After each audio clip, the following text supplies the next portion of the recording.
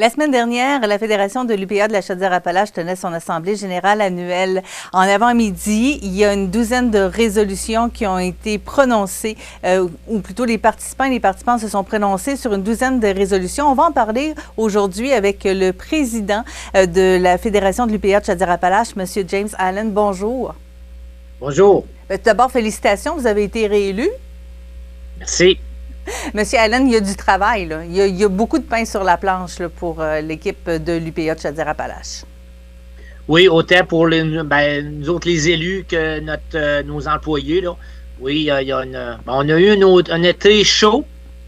Chaud dans le sens occupé, là, avec toute la pluie et toutes les aléas de la météo. Fait que faut que autant que nous autres, les élus, on représente nos producteurs, on va...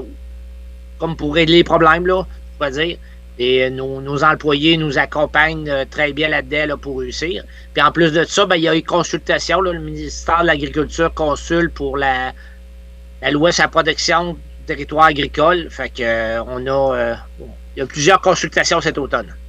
On va parler justement de cette consultation qui s'amène pour la protection des terres agricoles. Comment ça se passe jusqu'à maintenant, là? Jusqu'à date, là, on est rendu au deuxième fascicule. Fait que ça va, je vous dirais, relativement bien. Là. On est en train de rédiger notre deuxième parce qu'il faut le déposer dans le mois de novembre. Fait que les consultations, on consulte nos producteurs aussi. Fait qu'on va déposer, puis on va aller on va continuer dans ce processus-là là, pour démontrer l'importance de la protection des terres agricoles au gouvernement. On parle de la protection des terres agricoles, mais on parle de l'appui à la relève. Ça vient un peu ensemble, là, parce qu'il y a un problème au niveau de la relève agricole, parce que les terres sont devenues très, très dispendieuses, là. Oui, exactement, là. Il y a eu... faut comprendre un peu tout le contexte, là. Si on recule de là, quelques années avec le taux d'intérêt excessivement bas, faisait que il y avait des investisseurs que pour avoir un meilleur taux sur leur argent, faisait qu'ils achetaient des terres en attendant qu'ils prennent la valeur pour les revendre quelques années plus tard ou dans peut-être une dizaine d'années plus tard. Là. Fait que ça a créé comme une hausse des prix des terres qui fait que la relève n'est pas capable. La relève, elle, c'est pas pour spéculer, c'est pas pour vendre plus tard, là, c'est pour faire de l'agriculture. Fait que dans ce cas-là, les seuls revenus qu'ils vont chercher, c'est de la vente des produits qu'ils cultivent, soit dans le maraîcher ou de la grande culture ou nourrir des vaches, là, dépendamment c'est quoi les productions agricoles. Par rapport à ça, c'est pas le même. Le but à la fin de tout n'est pas le même, là. Puis, c'est quoi les solutions que vous avez pour aider la relève? Une des demandes qu'on fait, c'est d'avoir un registre pour qui achète les terres. Puis puis c'est pour ça, à notre assemblée annuelle, une des résolutions que les membres, les producteurs ont emmené, c'est forcer à cultiver. Parce que peu importe où ce que j'achète une terre, si c'est juste pour faire de l'argent dessus, j'ai pas besoin, ou des fois, il y en a qui achètent des terres pour aller à la chasse, ou peu importe, là.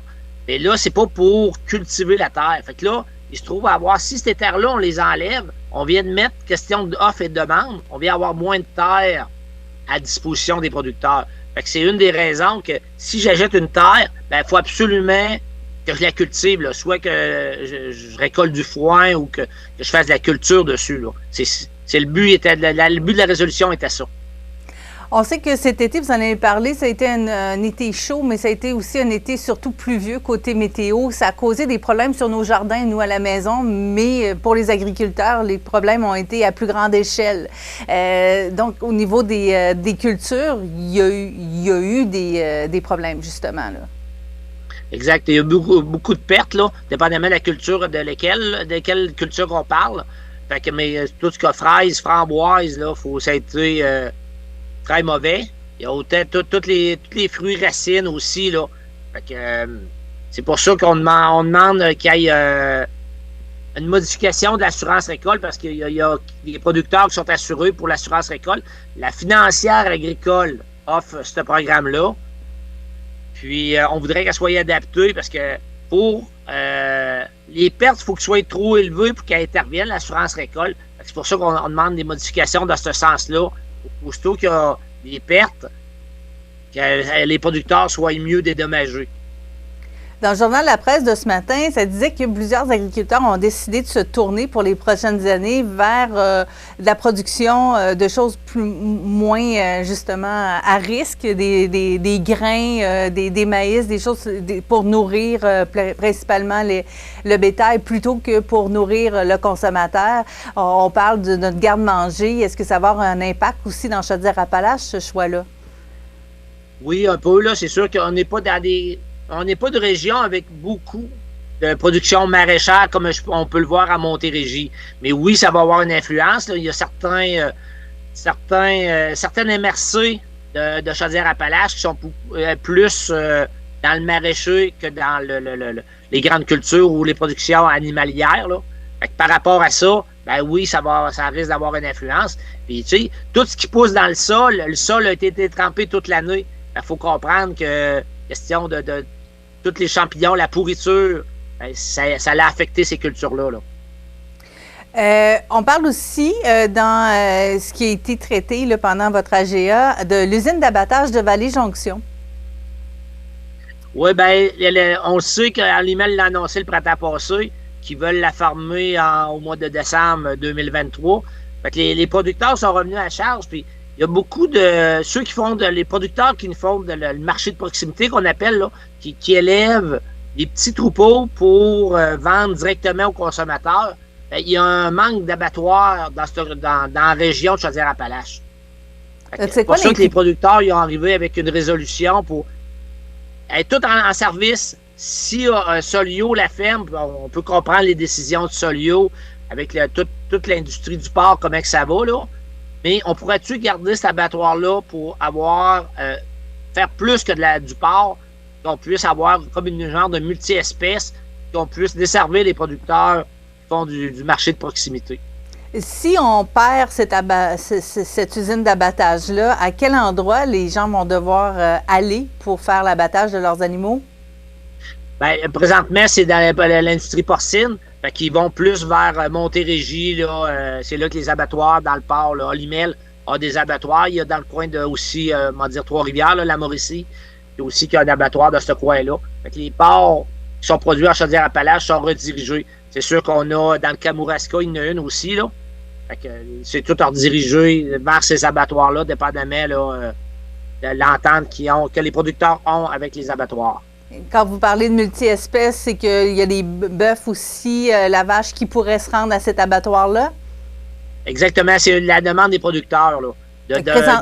Quand on dit multi-espèces, est-ce qu'on pourrait abattre du poulet, du mouton, tu sais, la convertir, parce que là, présentement, exclusivement dans le porc. Mais la demande qui est faite, c'est de demander au gouvernement, au MAPAC, et tous ceux qui gravitent autour mettons, les chambres de commerce là, d'Abos. On pourrait-tu tous se mettre ensemble pour réussir à emmener ça plus loin, puis que avoir un abattage supplémentaire pour les producteurs. Donc, les producteurs de bœuf, justement, ils doivent aller porter leur bétail à quel endroit, eux autres? Après, ceux qui font du marché de proximité, soit qui aillent à Saint-Henri, il y a à Bartlett qui en a, il y en a peut-être d'autres, il y a à dans le coin des East Broughton qui en a. Il y en a quelques-unes, mais sauf que le nombre, il faut attendre peut-être 2 ou 3 mois. C'est sûr qu'il y en a d'autres abattoirs, là, parce que là, je parle des abattoirs plus de type A, qu'on est capable de prendre la viande puis l'envoyer, parce que ça, si on commence là à être tout expliqué, là, ça va être long, mais il y a des petits abattoirs aussi dans certaines municipalités, qu'eux autres, la seule place, ils débitent dans leurs installations, puis là, ils ne peuvent pas le vendre directement. Là. Je peux aller me porter, mettons, un bœuf à moi, il est tué dans cet abattoir-là, il est débuté dans cette place-là, puis je le ramène chez moi, je ne peux pas vendre la viande. Ce que je parlais au début, que ceux qui font du marché de proximité, bon, ben, comme à Saint-Henri ou Bartlett ou East Broughton, puis il y en a peut-être d'autres dans Chaudière-Appalaches, je ne connais pas toutes aussi, là.